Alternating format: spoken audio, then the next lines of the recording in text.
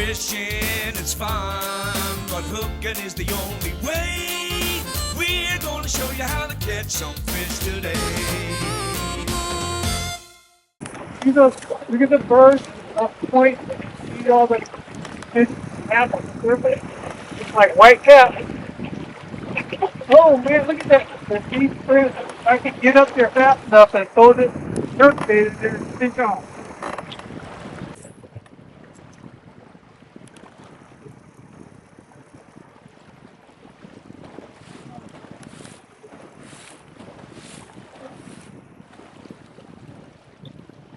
Those birds are a good indication. Anytime you see birds hurry up like that, see them, see the fish chasing them down. There's one that way. See them? Watch those birds. Look at them. Look at that. Those are fish chasing the bait up to the surface. And look at those birds. They're right on the bait.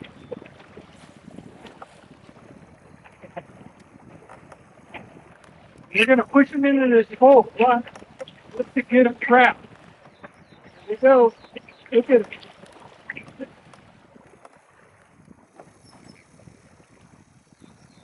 That's a fish on right there. Come on. Look at them. They're going toward the bank.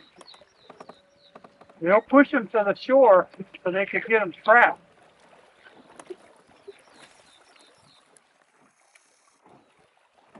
Come on. Fish on. See? Oh yeah, nice. Nice fish. So those fish were pushing the bait up to the shore here.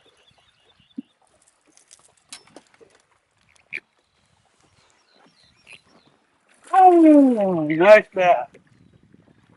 Oh, come on. They're just chasing his bait all over this shoreline. Oh, nice one. Huh. Did you get tied on, Alan? Secret. Jerkbait. Oh.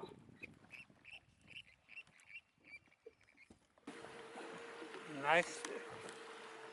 I caught him on a rip bait. I heard they opened the road to Berryessa, so I wanted to come up here and check it out. As the way the weather's been, I think we're going to be in post-spawn, so I want to get up there because, you know, this is the time of year that those fish are, after they spawn, they get really hungry. They'll start chasing that bait fish, you know, up in the shallows, and if you can time it right and find it, you're going to have a ball. So come along with me today because I did get into them. I'm going to go over and tell you a little bit about how I find them.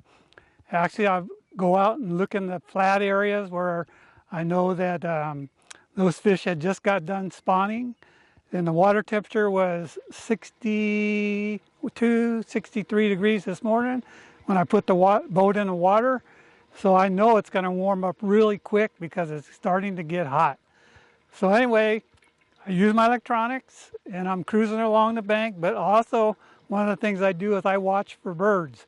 So where I see those birds and then I watch how they move, and then that's better than a fish finder. And what happened? Bam, those things were chasing the bait up on the bank. We went over there and put on a jerk bait. I caught the first one on a spoon, and most other ones were all caught on jerk baits. But you could catch them a bunch of different ways. I think you could have used a little swimmer. I think you could have used a long jerk bait. I used a new one that's kind of fatter in profile, and you could probably get them on a crankbait. When they're busting the surface, and we got some good footage, so you could see the bass chasing them, the birds there, the water exploding, and me hooking fish. You can find those fish probably mainly in the middle of the day or more mid-morning. Is better than in the morning time. Why is midday better than morning time? Just that's how it's been forever. Just, you know, from experience on the water. Midday is usually, you know, from 11 o'clock on is probably one of the better times when those fish push that bait up on the bank. But, you know, I'll cruise around on a lake and I'll drive around, look for birds, look for the birds on the surface. and they're going to be offshore like half a mile, quarter mile, and then all of a sudden I don't see them no more, and then I go in a little closer, and there they are on the bank, and it's time. So use those birds, and it's better than a fish finder. Once I got in there, I could turn my live on and see them. And a lot of the ones that, when they weren't pushing the bait up in the bank, I would stay off a little bit in like 30 to 40 feet of water and cast a 3/4 ounce spoon. You could watch that video I did back in the fall where I was flip-flopping the Castmaster, and that's what we did today and caught fish. But once they pushed them on the bank, put that rip bait on, and you're going to catch one every cast.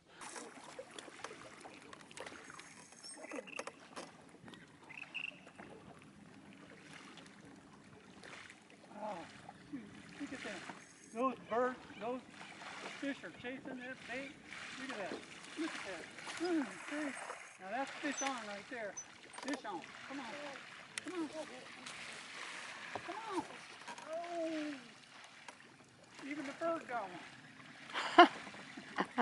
Oh. Come on, Fong. Oh, look at him jump. I just had a big one chase mine all the way to the boat. Oh, look at this. I had a nice one chase mine all the way to the boat.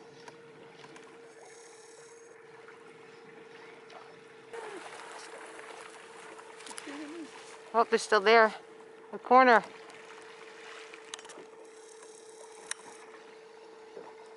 Oh, look at him. You want to imitate something that's like an injured shad because they'll attack it more. When I was just reeling in right now, I hooked one and set the hook and it came off. Saw another one. There probably was a pack of 10 fish there, and they all looked like 2-3 pounders, and they were taking turns hitting it. And I didn't land one of them. They all came off. Is this something you only can do this time of year around spawning time? No, you could do this any time of the year. That's one technique. These things when they're chasing bait fish, and you got them chasing the bait like we do it in the fall all the time, but they're in a little deeper water. But now the water temperature's warmed up, so a lot of these fish are shallow, and they'll push these things into a foot of water. What's the temperature today? The water temp's 71 right now. So we're doing this same thing that I do here in the fall. When the water temperature is only like 50 degrees, and I use the birds the same way. If you watch the videos, I always mention pay attention to them birds. Because these are just a pack of, decent sized fish now that are just pushing the bait into these little coves here. And they'll keep doing it until they get, their stomachs full. There's probably 10 fish in that last little pack right there. We've seen that at least 4 times today where we bring in a fish and then Oh, had 2 or 3 followers with them. yes. Nice size ones. Especially this time of the year. When we were in there by the marina, the first one that I had on the spoon, there was probably, I don't know, 4 or 5 fish that were following. Are spotted bass more likely to group up like that, or all bass do that? All bass do, but most of the ones we're catching out here are spots, but I did get some largemouth. So they hang together. They're all chasing that bait up on the bank so they can all get a bite. So they will go together. Are the shad spawning or dying off? I think the shad spawn's probably over with, but they do die. So these might be, second, third year. One of the things about these lakes, if you can find the areas that hold shad that are 3 to 4 inches, you will catch bigger fish. And if you go, oh, fish on! So then if you find fish that are shad that are smaller, you're going to get smaller fish. See the birds up on the bank? They got the bait pushed all the way up on the rock.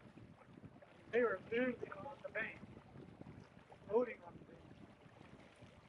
There they go. See them? See them? Right on the shore. Look at that. Look at that. Oh, awesome. If I can get over there fast enough, take a cast, do something.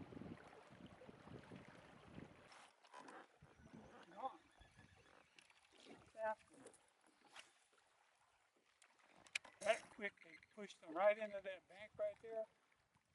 By the time I got over there, gone. looks like they're just moving up, chasing the bait. They'll be back. Then once in a while you'll get one that didn't get nothing to eat. He'll still be hanging around there. You can catch him. See these birds? It's always a good indication to keep an eye on them. For some reason, they know when those fish are chasing the bait up on the bank. So they were way offshore, and all of a sudden they're swimming real fast toward this cove here. So they know that the bait fish is getting pushed into this cove. So they know something's going to happen here pretty quick. And as you can see some of the earlier videos, you can see the fish were trashing all over the surface, and the birds are always right in there with them. Always use them birds, a very important tool when you're fishing. They seem to know it's like a lost reaction because they went in pretty fast. Now they're going back out, but they could be going out because of us.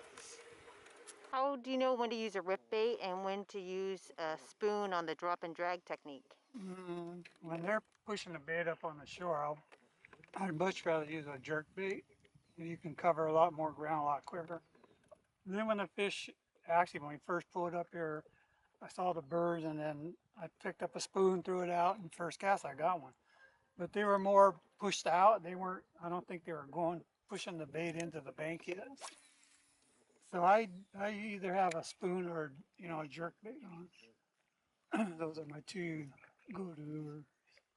Why a jerk bait, not a crankbait?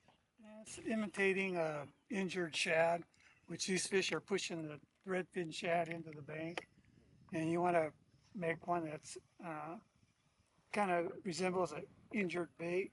So you can see this one's actually a little longer than the bait is, but they do have shad that are 4 inches long in here.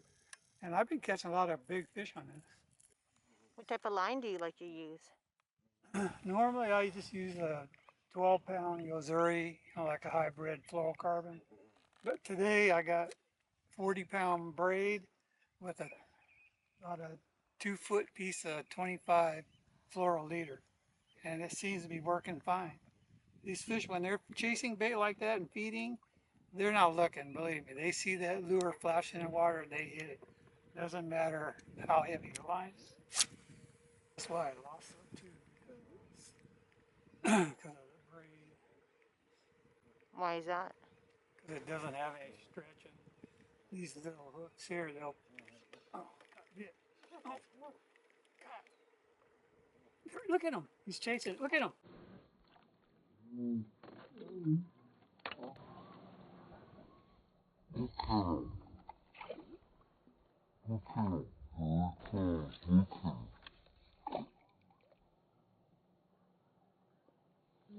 man. Alan, when you're first looking around, how do you know where to stop, which coves? Because Berryessa has many, many coves. And you could just stay probably like a quarter-mile off the bank and just cruise up north and watch for them little birdies. And when you say that you know they're post-spawning and you try to go where they're just maybe outside the spawning area, Yes, how far off do you go? usually over here on this lake, it's the east side of the lake because it's the shallow area. And that's where I'd say probably over 70% of the fish will spawn. So I know it's heavily concentrated on this east side. So this is where I'm going to look because that's where I think the majority of the fish are. And what's the best water temperature to start this technique? Usually after it gets over probably 62, right around there. Can you do it when it's 80 or just, is there a range? Usually when the water temperature gets up in the high 70s, those fish will usually back off a little bit.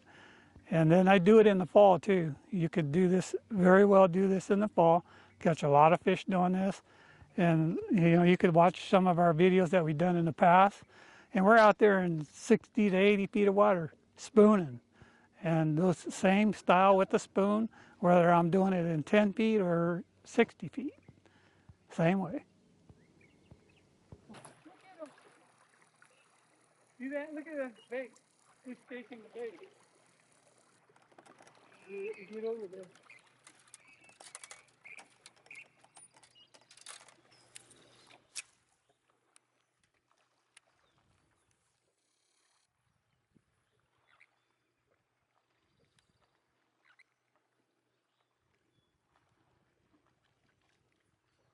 Got him.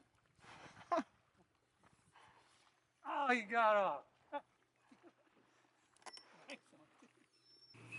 Come and go. Another one. Fish on. Oh, nice.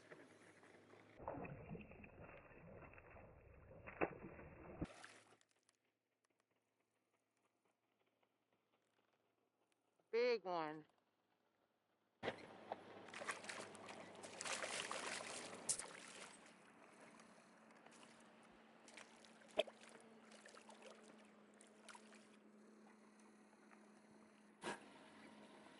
Fish were chasing the bait up on the bank.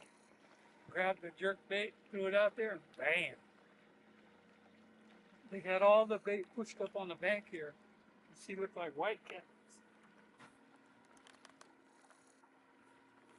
So if you like the video, please hit the like and subscribe if you would, because it'll really help the channel a lot. If you go to the bottom corner, you could click that button, leave me a comment, and I'll get back with you within 2 or 3 days. And you could look at any of the hundreds of videos that I've done, and I'll answer any kind of questions that you throw at me. So thanks for watching, and I'll see you guys next week. And you crappie fishing? No, I'm bass fishing. With the crappie jigs?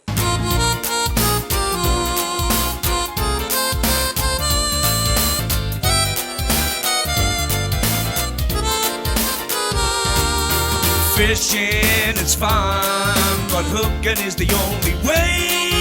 We're gonna show you how to catch some fish today.